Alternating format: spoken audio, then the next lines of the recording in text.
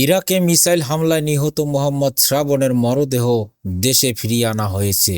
শুক্রবার ভোর ৫টা ১৫ মিনিটে হজরত শাহজালাল আন্তর্জাতিক বিমানবন্দরে অবতরণ করেন তুর্কি এয়ারলাইন্সের একটি ফ্লাইট।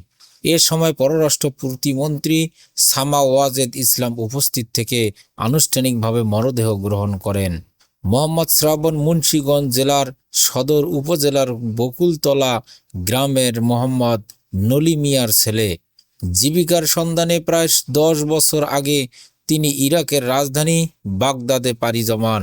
সম্প্রতি বাগদাদে মিসাইলের আঘাতে প্রাণ হারান তিনি। শ্রাবণের মৃত্যুতে গভীর শোক প্রকাশ করে পররাষ্ট্র প্রতিমন্ত্রী সামা ওয়াজেদ ইসলাম।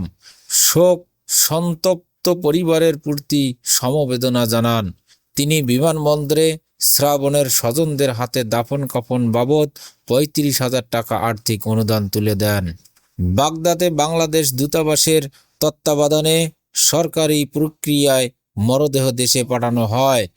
গত ২৭ মে সকাল ১০টা ২৫ মিনিটে বাগদাদ বিমানবন্দর থেকে তুর্কি এয়ারলাইন্সের ফ্লাইটে মরদেহটি পাঠানো হয়।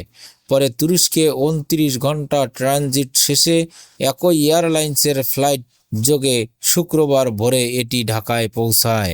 বিমানবন্দরে আনুষ্ঠানিকতা শেষে মরদেহ স্বজনদের কাছে হস্তান্তর করা হয়।